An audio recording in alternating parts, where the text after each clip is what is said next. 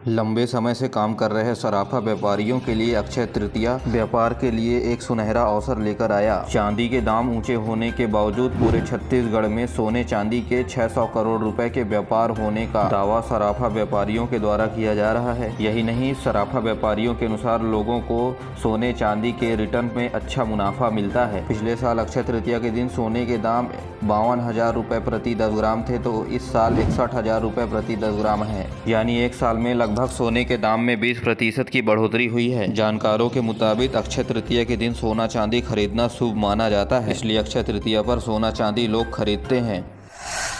हाँ, चलिए जानते हैं अब मौसम का हाल। छत्तीसगढ़ में भी अगले 24 घंटे के दौरान गरज चमक के साथ बारिश होने की संभावनाएं हैं, तो वहीं कुछ स्थानों पर अधड़ चलने की भी संभावना मौसम विभाग ने बताई है। रायपुर, दुर्ग और सरगुजा संभाग में बारिश का अनुमान जताया गया है, तो वहीं बस्तर संभाग में ओलावृष्टि की संभावनाएं बताई गई है। मौसम विभाग का कहना है कि बारिश की वजह से तापमान में वृद्धि संभावित नहीं है। प्रदेश में सबसे कम तापमान नारायणपुर में 18 डिग्री सेल्सियस दर्ज हुआ है, तो वहीं सबसे अधिक तापमान 40.4 डिग्री रायगढ़ का रहा। वहीं रायपुर का तापमान 38.9 डिग्री दर्ज किया गया।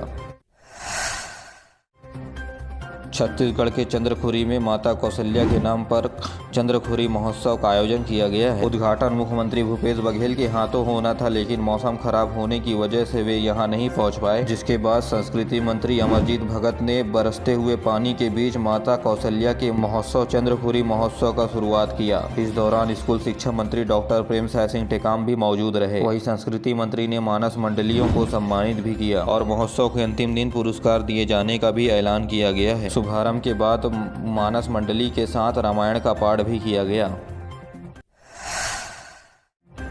चलिए जानते हैं प्रदेश में कोरोना संक्रमण का हाल। छत्तीसगढ़ में 1979 सैंपलों की जांच में 259 व्यक्ति कोरोना संक्रमित पाए गए हैं। प्रदेश में औसत पॉजिटिविटी दर 13.09% है। सरगुजा में सबसे ज्यादा 34 मरीज, रायगढ़ में 31, बिलासपुर में 30, गौरेला पेंड्रा मरवाही जिले में 29, दुर्ग में 30, राजनांदगांव में 15, रायपुर में 11 तो महासमुंद में 10 कोरोना के मरीज मिले हैं। वर्तमान में प्रदेश भर में 3084 सक्रिय मरीज हैं। इसके अलावा 449 मरीज ठीक होकर के अपने घर चले गए, तो वहीं कोरोना से एक भी मौत का मामला सामने नहीं आया है।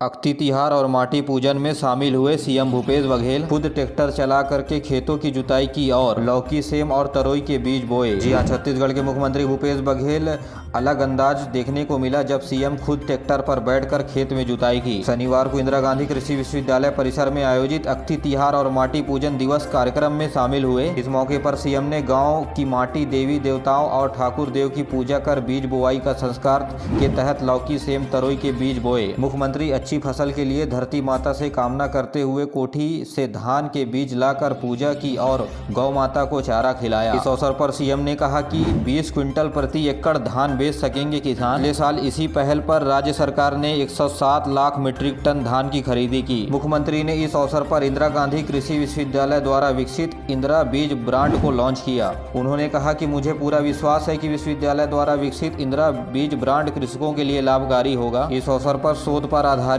बुक का भी विमोचन मुख्यमंत्री ने किया। प्रधानमंत्री नरेंद्र मोदी ने 15 मई से 15 जून के बीच सभी सांसदों को अपने क्षेत्र में रहने के निर्देश दिए हैं। कोई सांसद एक दिन के लिए भी घर में नहीं बैठेगा और सांसद की लाइव लोकेशन नमो ऐप पर अपलोड करने होंगे। यदि किसी सांसद को अति जरूरी कार्य या पारिवारिक कार्यों से क्षेत्र से बाहर जाना हो, उसे पार्टी अध्यक्ष जेपी नड्डा से इजाजत लेनी होगी और पीएमओ इसका निगरानी करेगा। तो वहीं कांग्रेस का कहना है कि लोकसभा में संभावित हार को देखते हुए बीजेपी ये कर रही है।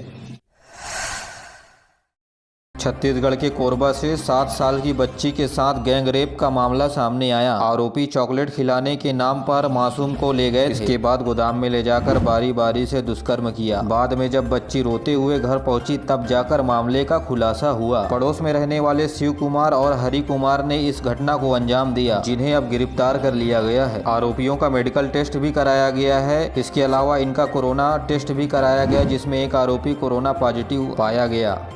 नाबालिग बच्ची के साथ अनाचार के संबंध में मामला प्रकाश में आया है, जिसके संबंध में शिव कुमार एवं हरिनाथ द्वारा बच्ची के साथ अनाचार किया गया है। तब संबंध में आरोपियों को गिरफ्तार करते हुए धारा 376 बलात्कार के तहत कार्रवाई की जाए। छत्तीसगढ़ में आकाशीय बिजली गिरने से 4 लोगों की मौत हो गई। वहीं प्रदेश के कई इलाकों में रुक रुक करके बारिश होने का दौर जारी है। बंगाल की खाड़ी से आ रही नमी युक्त हवा की वजह से बारिश हो रही है। उत्तर छत्तीसगढ़ के कई जिलों में ओलावृष्टि यानी बर्फबारी भी हुई। मनेन्द्रगढ़ और गौरेला पिंडरा मरवाही जिले में आकाशीय बिजली गिरने से 2 अलग अलग जगहों पर 4 लोगों की मौत हुई, जबकि 4 लोग बिजली की वजह से झुलस गए हैं। और बेमेतरा समेत प्रदेश के कई जिलों में बिजली भी गुल हो गई। मौसम विभाग ने बताया कि लगभग प्रदेश के सभी जिलों में बारिश होने के साथ साथ आंधी चलने की स्थिति बनी हुई है। तो वहीं बारिश की वजह से प्रदेश का तापमान 5 डिग्री सेल्सियस तक कम हो गया है। मौसम विभाग ने बताया कि अगले 24 घंटे के दौरान ऐसे ही मौसम के हालात जारी रहेंगे।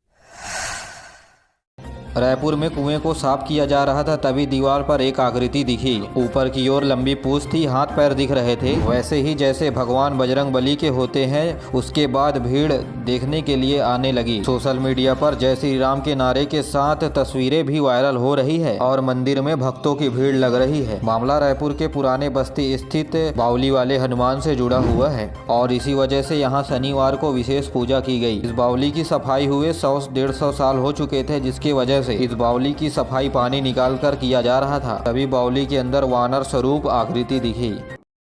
छत्तीसगढ़ में इस साल नवंबर के महीने में विधानसभा चुनाव होने हैं। टिकट बंटवारे को लेकर सत्ता में मंत्री विधायक से लेकर विपक्षी दलों में चिंता का दौर शुरू हो गया है। आबकारी मंत्री कवासी लखमा भी चिंतित है कि इस साल होने वाले चुनाव में पार्टी उन्हें टिकट देगी या नहीं। लखमा ने कहा कि मेरी टिकट की गारंटी नहीं है। पूर्व मंत्री केदार कश्यप ने कहा कि जैसे जैसे चुनाव का दौर सामने आते जा रहा है, वैसे ही कांग्रेस विधायकों के वादा खिलाफी का डर सताने लगा है और कांग्रेस के लोग ही तय नहीं कर पा रहे हैं कि आने वाले समय में टिकट किसको दें और किसको ना दें। प्रदेश भर में ईद उल फितर का त्योहार धूमधाम से मनाया गया। सुबह से ही मस्जिदों में रौनक देखी गई। ईदगाह पर सभी एक साथ नमाज अदा किए। प्रदेश भर में मुसलमान समाज के लोग अपने ईदगाह पर हजारों की संख्या पर एक साथ नमाज अदा किए। मुख्यमंत्री भूपेश बघेल भाटा गांव में मुसलमानों से मिलकर उन्हें ईदगाह पर्व की हार्दिक शुभकामनाएं और बधाई दी और गले मिलकर शांति और सौहार्द की शुभकामनाएं भी दी। मुख्यमंत्री के अलावा विधायक सत्यनारायण शर्मा, कुलदीप जुनेजा, निगम सभापति प्रमोद दुबे समेत कई लोग वहां मौजूद रहे। हाल ही में आगामी चुनाव को लेकर के दिल्ली में छत्तीसगढ़ के भारतीय जनता पार्टी की अहम बैठक हुई थी, जहां प्रदेश के बीजेपी नेताओं को जीत का मंत्र दिया गया था, जहां बूथ को मजबूत करने के लिए कहा गया था। बीजेपी जगह जगह बैठक लेकर बूथ को मजबूत कर रही है। बीजेपी बलरामपुर में विधानसभा स्तरीय बैठक ली, जिसमें रायगढ़ सांसद गोमती साय ने कार्यकर्ताओं में जोश भरा। वहीं खूटा गाँव में भी बीजेपी की विधानसभा स्तरीय बैठक हुई, जहाँ छत्तीसगढ़ के पूर्व मंत्री मौजूद रहे।